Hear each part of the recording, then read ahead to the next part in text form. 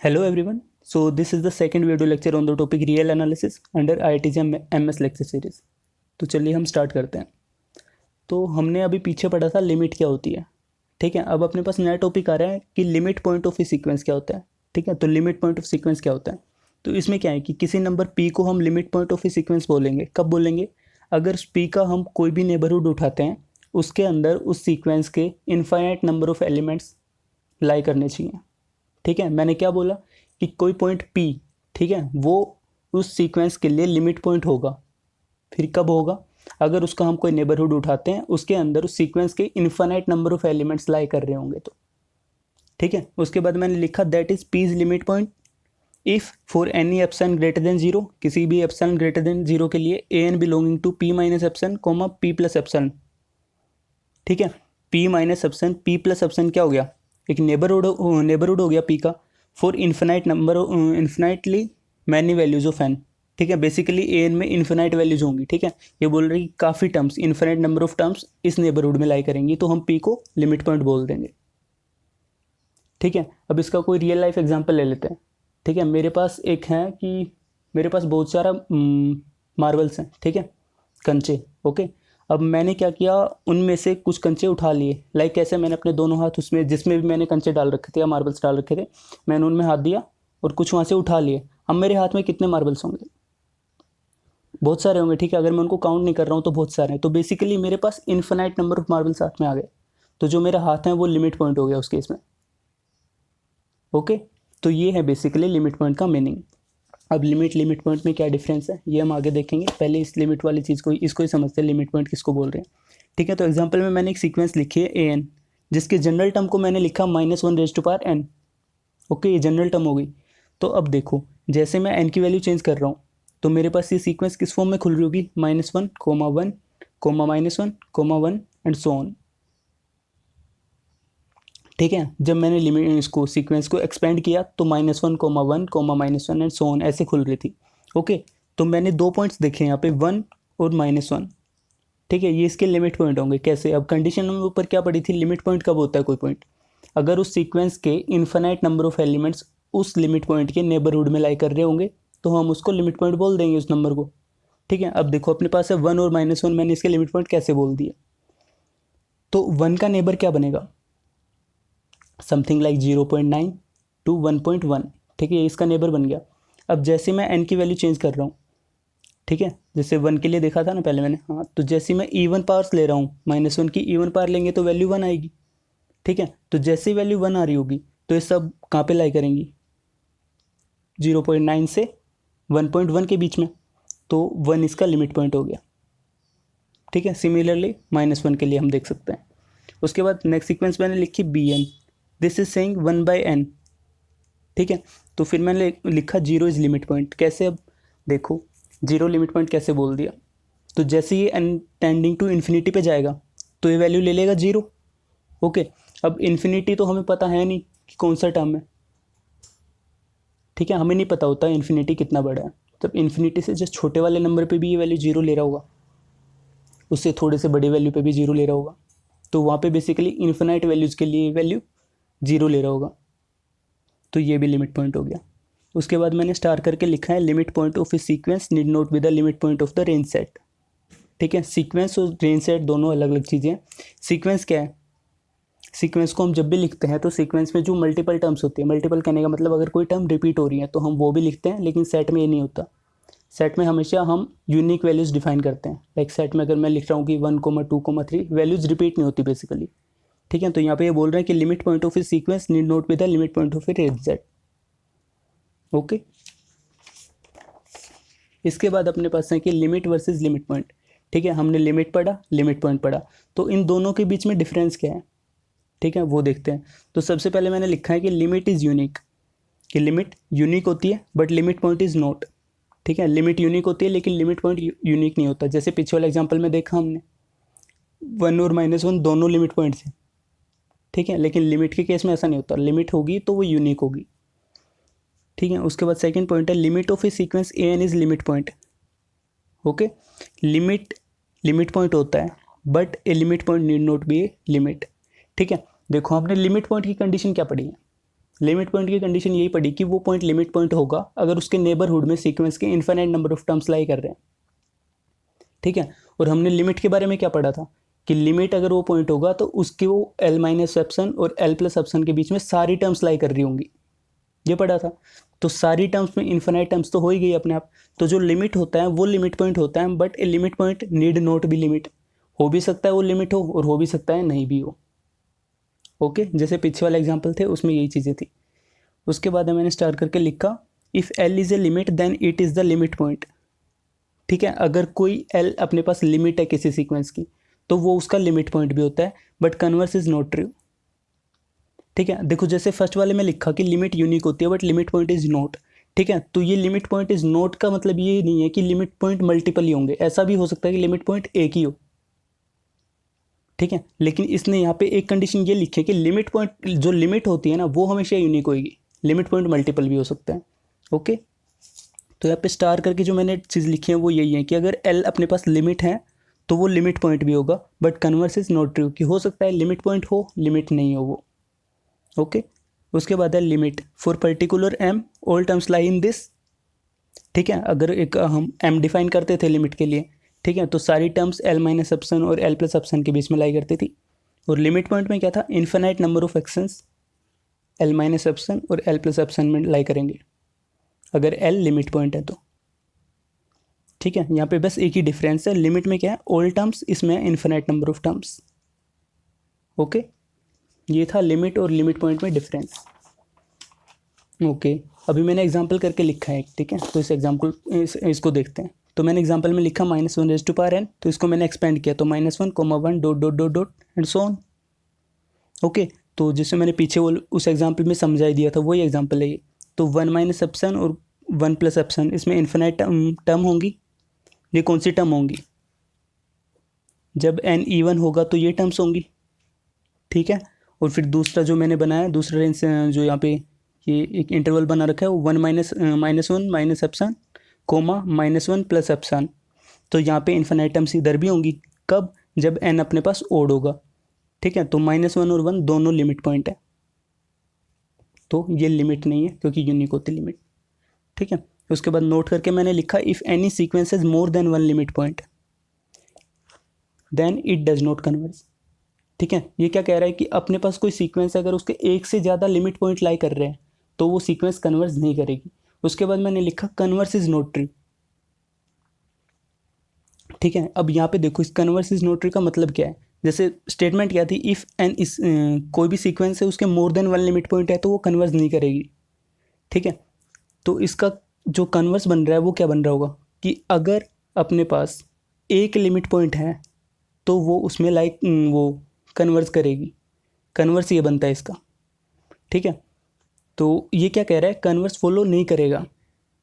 Okay, दोबारा से इसको पढ़ते हैं, if any sequence is more than 1 limit point then it does not converge, ठीक है। एक से ज़्यादा लिमिट पॉइंट है तो कन्वर्स नहीं करेगी, कन्वर्स इज नॉट ट्रू। तो इसका कन्वर्स बनता क्या है, पहले वही देखते हैं ना, कन्वर्स बन क्या रहा है। इसका कन्वर्स बोल रहा है कि अगर अपने पास एक लिमिट पॉइंट है तो वो कन्वर्स करेगी, और यहाँ पे क्या लिखा, नॉट ट्रू।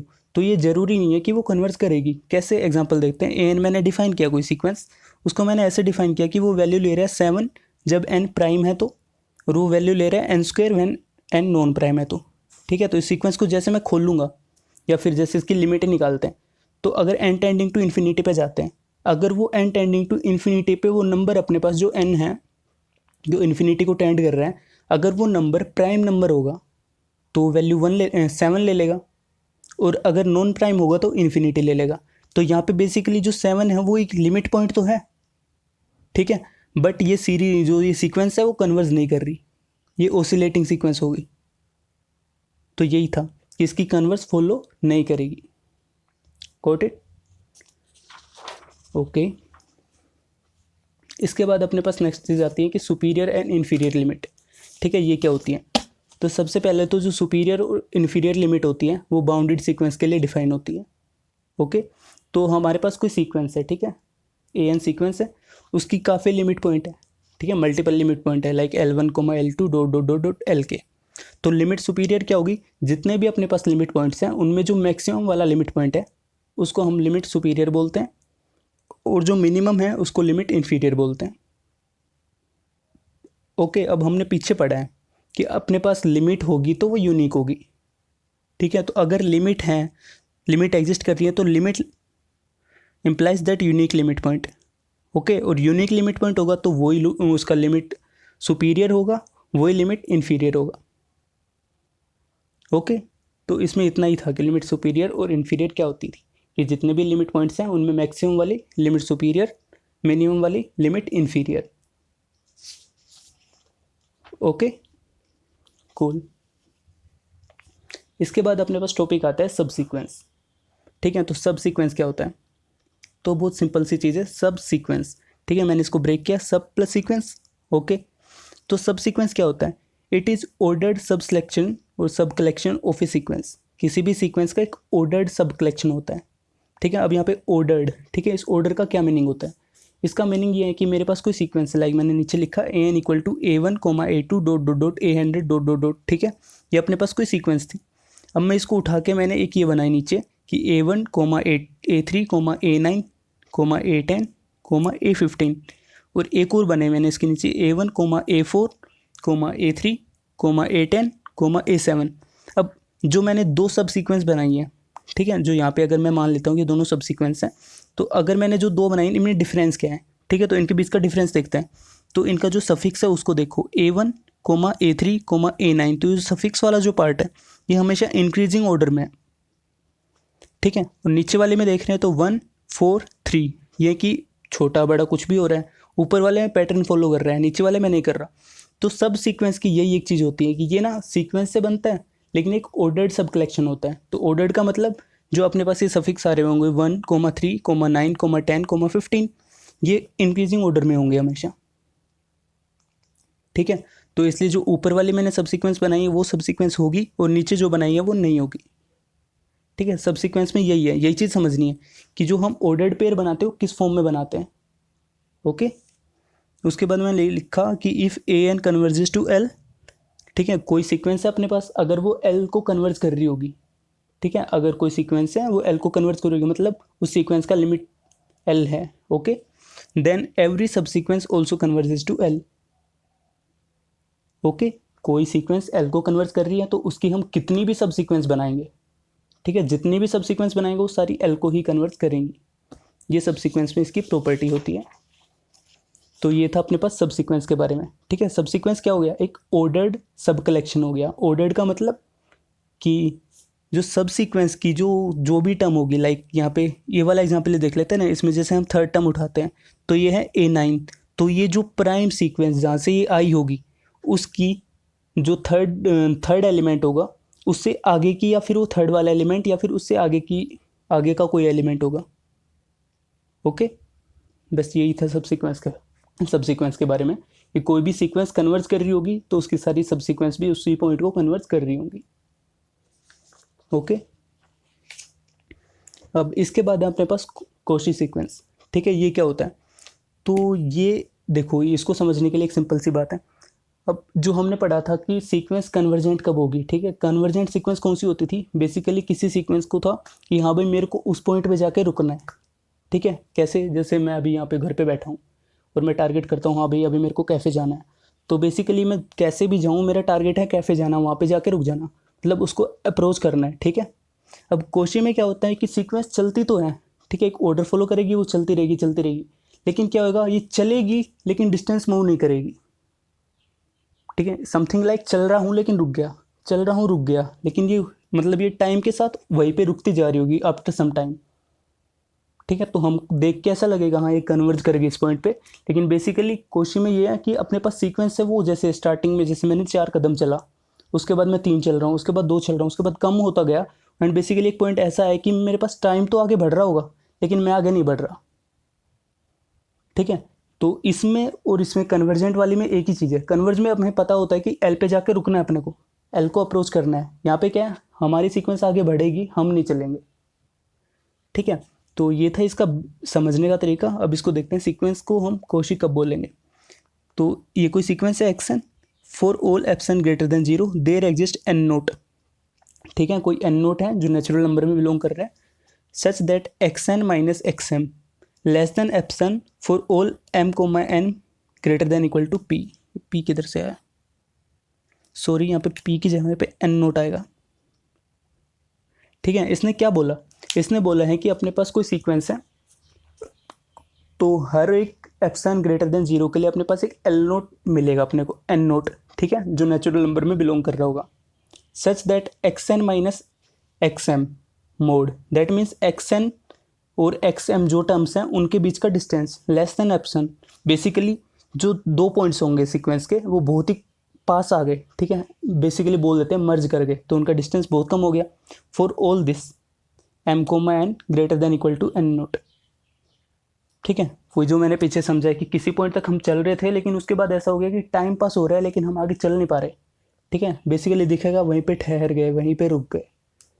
तो ये इसकी कोशी की डेफिनेशन होती है, जिसको वर्ड्स में हम देख ही सकते हैं, जो मैंने अभी यहाँ पे दिखा दी। ओके, नीचे फिर मैंने इसको थोड़ा और एक्सपेंड करके लिखा हुआ है कि x1 x2 dot dot dot dot dot xp कि यहाँ तक सीक्वेंस अपने फॉर्म में चल रही होगी, xp के बाद जो भी टर्म्स आएंगी उनका डिस्टेंस नियरली 0 होगा। ठीक है, तो ये सीक्वेंस की जितनी भी टर्म्स होंगी, pth टर्म के बाद जितनी भी टर्म्स होंगी, यहाँ पे p मैंने यहाँ पे ऊपर एन नोट था, यहाँ पे p डिफाइन कर दिया, सॉरी, इसको देख लेना। तो p पॉइंट के बाद जितनी भी टर्म्स आ रही होंगी उनके बीच का डिस्टेंस बहुत कम हो जाएगा, तो बेसिकली वो सारी टर्म्स नियरली इक्वल होंगी।